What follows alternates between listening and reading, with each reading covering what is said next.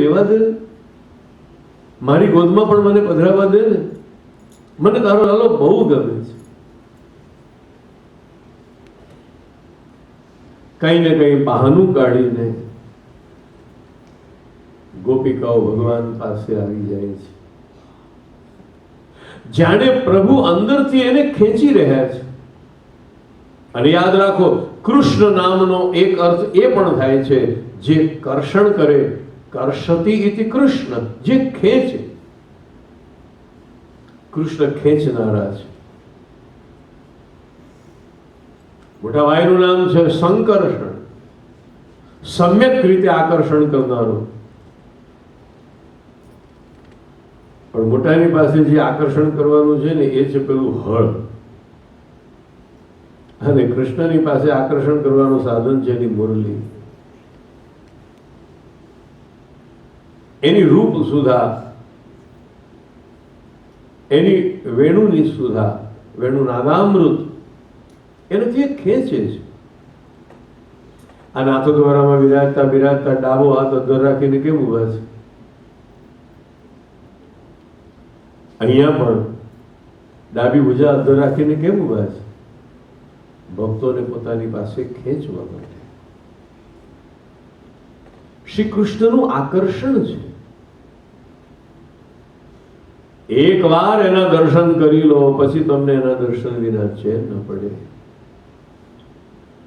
એક વાર વદન કમળ જોયું શ્રીનાથજીનું, એક વાર વદન કમળ જોયું. એક વાર જો તમે એને નિરખી લો,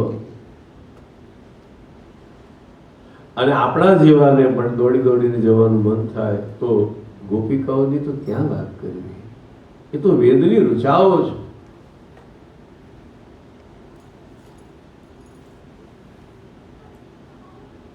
જોવે ગોપ વધુયા વ્રજ में सोई अब वेद ऋचा भई तेह, जे वसुदेव किए पूर्ण तप सो फल फलित श्री वल्लभ देह. તો ગોપીને કઈ કારણ તો બતાવવું પડે છે.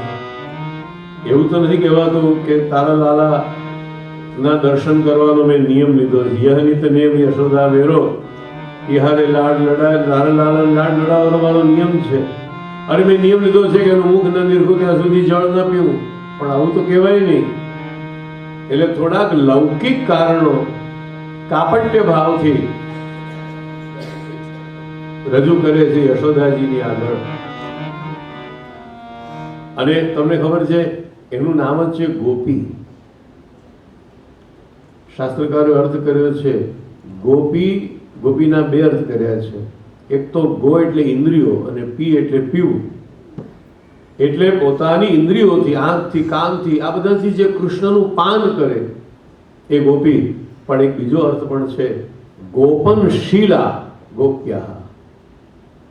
ગોપનશીલા એટલે પોતાના હૃદયના ભાવોને હૃદયમાં જ રાખે. હૃદયમાં છે માધુર્ય ભાવ, પણ યશોદાજીને ત્યાં જાય છે, રમાડે છે ઠાકોરજીને, ત્યારે બતાવે છે વાત્સલ્ય ભાવ. તો એ ભાવ લઈને ગોપી આવે છે. મુખ દેખન હો આયે લાલ કો, મુખ દેખન હો લાલ કો, મુખ દેખન હો. પણ એટલા માટે નહીં કે મને એના માટે અનુરાગ છે. તો પછી કાલ મુખ દેખ ગઈ દવી બેચન, કાલ મુખ દેખ ગઈ દવી બેચન, જાત હી ગયો વિકાય લાલ કો, મુખ દેખ. માં તારો લાલો મારા માટે બહુ શુકનિયાળ છે. અંદરનો ભાવ અંદર રાખ્યો, પણ યશોદાજીને સ્થૂળ લૌકિક ભાવ બતાવ્યો. કાલે હું તારા લાલાને નિરખીને ગઈને તો મારું બધું દૂધ વેચાઈ ગયું, મારું બધું દહીં વેચાઈ ગયું, મારું માખણ વેચાઈ ગયું. કાલ ही मुख देख गई दधी वेचन, जात ही गयो ભીખાઈ.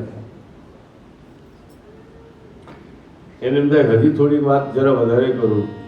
એટલે જતાની સાથે વેચાઈ ગયું એટલું જ નહીં, નીત તે દૂનો લાભ ભયો, નીત તે દૂનો લાભ ભયો, ઘર કાજર બછિયા જાય લાલ કો મુખ દેખ.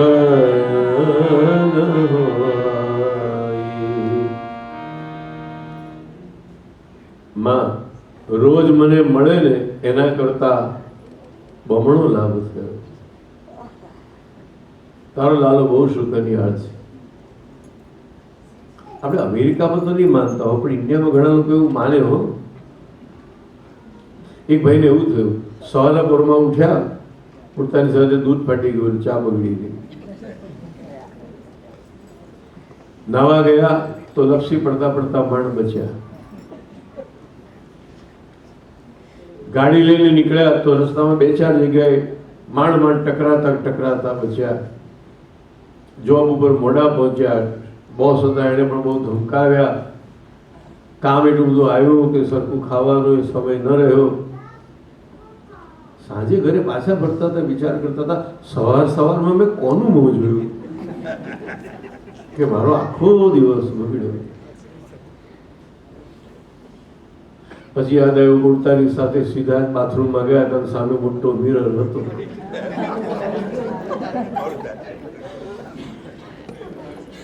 કોને દોષ દેવો?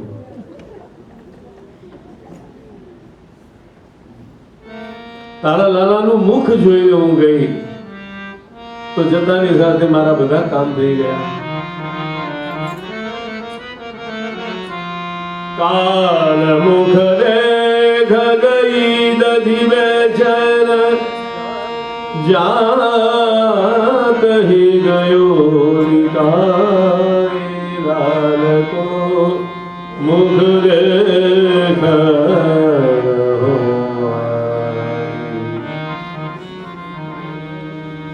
નિત તે દૂનો લાભ ભયો, ઘર કાજર બછિયા જાય. આ તો ગોવાળો છે, વાછરડો જન્મે એના કરતા વાછરડી જન્મે તો એ વધારે સારું માને લોકો. અને કોણ જાણે કે એમાં કાળા રંગની વાછરડી કંઈક વધારે મીઠું દૂધ આપતી હશે કે ગમે તે હોય. ઘર કાજર બછિયા જાય. મને ઘર આપતાની સાથે વધાઈ મળી કે ગાય વાછડીને જન્મ આપ્યો છે.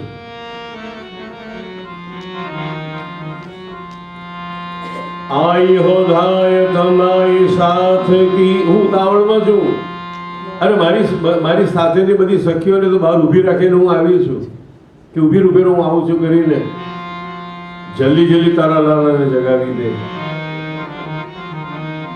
મહાદેવજી આવે ને તો યશોદાને પ્રાર્થના કરવી પડે છે કે દર્શન કરાવો. ગોપીઓ આવે, વેદની ઋચાઓ આવે તો પણ પ્રાર્થના કરવી પડે છે કે દર્શન કરાવો. ભક્તિ માર્ગમાં પોતાના પ્રયત્નથી કોઈને ભગવાનના દર્શન થતા નથી. એ તો સદગુરુ દર્શન કરાવે તો દર્શન થાય છે.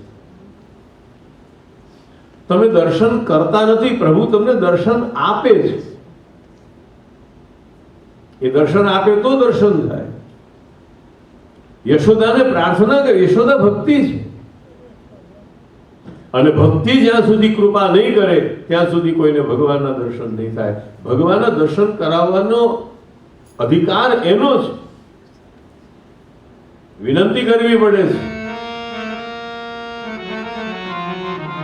આઈ હો ધાય સંભાય સાધ કી, મોહન દેહુ जगाई लाल को मुख देखन होई। सुनितिय बचन विहस उठ बैठे नागर निकट बुलाई। परमानंद सयानी ग्वालिनी शैर संकेत बताई लाल को मुख देखन होई। बाळ લીલામાં કિશોર લીલામાં આ બધા ભાવો પ્રગટ થયા છે. બાળ લીલામાં જુદી ભાવનાથી આવે છે, જુદું કારણ બતાવે છે, પણ આ રીતે ગોપીજનો નિયમિત આવે, પ્રભુના દર્શન કરે, પછી ભગવાને પૂતનાનો ઉદ્ધાર કર્યો. એના પદો તો છે. ભગવાને તૃણાવતનો ઉદ્ધાર કર્યો, યશોદાને પોતાના મુખમાં દર્શન કરાવ્યું બ્રહ્માંડનું. આ બધાના પણ નાના મોટા સુંદર પદો છે. પણ આગળ એક મહત્વની લીલા આવે છે. ગર્ગ મુનિ નામકરણ સંસ્કાર કરવા માટે પધારે છે. એ વખતે ગર્ગાચાર્યને પણ ભગવાનની નટખટ લીલાનો અનુભવ થયો છે અને પ્રભુના સ્વરૂપને પણ એમણે યશોદાજીને કંઈક અંશે સમજાવવાનો પ્રયત્ન કર્યો છે. આ બધી ચર્ચા હમણાં જ આપણે દર્શનનો વિરામ લઈએ અને ત્યાર પછી અડધો કલાકનું સત્ર આપણું ચાલશે. એમાં આ ગર્ગ નામકરણ લીલાનો પ્રસંગ આજે આપણે લઈશું. તો બધા એ પ્રમાણે જરૂરથી લાભ લેજો. બોલો શ્રી ગોવર્ધનનાથ કી